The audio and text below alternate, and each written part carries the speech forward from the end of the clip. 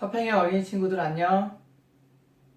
오늘은 창세기 43장 1절에서부터 15절까지의 말씀을 함께 나누도록 할게요. 지난 시간 이집트 총리인 요셉의 요구를 결국 받아들이기로 한 야곱의 아들들은 자신들의 형제인 시므온을 이집트의 포로로 두고 먹을 양식을 싸들고 가나안 고향으로 돌아가게 되었어요. 야곱의 아들들은 고향 가나안에 도착하여 자신들이 이집트에서 겪게 된 일들을 아버지에게 모두 고하게 되었고, 아버지 야곱은 이전에 요셉을 잃게 된 일들과 아들들이 이집트에 갔다가 시므온을 두고 온 일과 그리고 그들이 이집트 총리의 요구대로 야곱의 막내 아들인 베냐민을 이집트로 데리고 가는 것이 결국 베냐민도 잃게 만드는 것이라고 아들들은 원망하면서 베냐민이 이집트에 내려가는 것을 결사적으로 반대하였어요. 아버지 야곱의 반대로 인하여 다시 이집트로 내려갈 수 없었던 아들들은 자신들이 이집트에서 가져온 양식으로 가족들의 굶주림을 해결하게 되었어요. 그러나 가나안 땅의 기근은 더욱 심해졌고 야곱의 아들들이 이집트에서 가져온 양식도 곧 떨어지게 되었어요. 그러자 야곱은 아들들에게 다시 이집트에 내려가서 우리의 굶주림을 해결할 양식을 조금 사오라고 말하게 되었어요. 하지만 야곱의 아들들 가운데 유다는 아버지에게 이렇게 말을 했어요. 아버지, 이집트 총리가 우리에게 강하게 경고하였어요. 우리가 우리의 막내 동생인 베냐민을 데리고 이집트에 내려가지 않으면 결코 총리를 만날 수 없다고 말이에요. 아버지도 아시듯 이방 사람인 우리가 이집트에서 곡식을 사려면 총리를 만나야 되는데 총리가 우리를 만나주지 않으면 우리는 결코 이집트에서 곡식을 얻어올 수 없을 거예요. 그러자 아버지 이스라엘은 왜 이집트 총리에게 베냐민이 있다고 말을 하여서 이런 고통을 우리가 겪게 만들었느냐고 아들들은 원망하였어요. 그러자 아들들이 아버지에게 말하였어요. 아니, 우리에게 아버지가 있는지, 아버지가 살아계시는지, 우리가 다른 형제는 없는지 이집트 총리가 우리에게 묻는데 우리가 그 질문에 어떻게 대답하지 않을 수 있겠어요? 그리고 우리가 총리의 그 질문에 대답할 때 우리를 정탐꾼으로 몰아세우고 우리로 하여금 막내 동생 베냐민을 데려오라고 요구할 것이라고 감히 상상이나 했겠어요?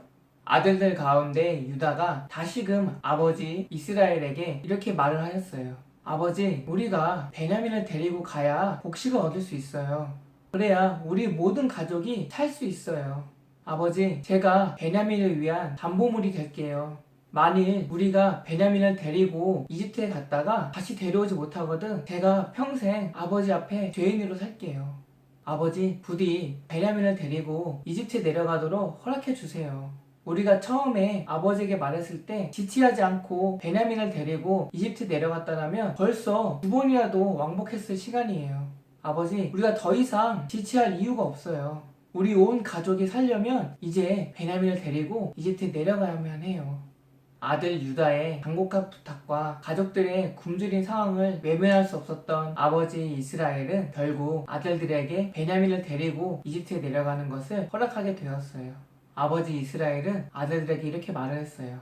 그래, 너희가 베냐민을 데리고 이집트에 내려가 곡식을 구하는 것을 허락하마. 대신에 너희가 이집트로 내려갈 때에 우리가 사는 이 땅에서 얻는 귀한 소산물들을 이집트 총리에게 전해주도록 해라. 곧 유향과 꿀과 모략과 향품과 유향나무 열매와 감복숭아를 가지고 내려가서 이집트 총리에게 예물로 드리도록 해라. 그래서 그의 마음이 부드러워져 너희들이 안전하게 다시 이 땅으로 돌아올 수 있도록 해라. 그리고 너희가 처음 이집트 내려갈 때 곡식을 사려고 준비했던 그 돈들을 다시금 준비하고 2배의 돈을 더 준비해서 혹시라도 있을 오해를 해명하고 너희가 곡식을 사는데 어려움이 없도록 해라. 전능하신 하나님께서 너희의 앞길에 축복하셔서 너희가 베냐민도 시므온도 잃지 않고 다시 이 땅으로 데려올 수 있기를 간절히 원하노라.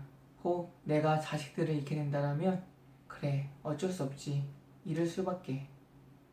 반쯤은 체념이 담긴 아버지 야곱의 허락에 야곱의 아들들은 아버지의 제안대로 여러 가지 예물을 준비하고 처음 이집트에 가지고 내려갔던 돈의 2~3배의 돈을 더 준비하여서 곡식을 구하고 시므온을 되찾고자 베냐민과 함께 이집트 땅으로 내려가게 되었어요. 오늘의 이야기는 여기까지예요. 다음 시간에는 막내 동생 베냐민을 데리고 이집트로 다시 내려가게 된 형제들이 이집트 총리인 요셉을 만나 어떠한 일들을 겪게 되는지를 같이 살펴보도록 해요.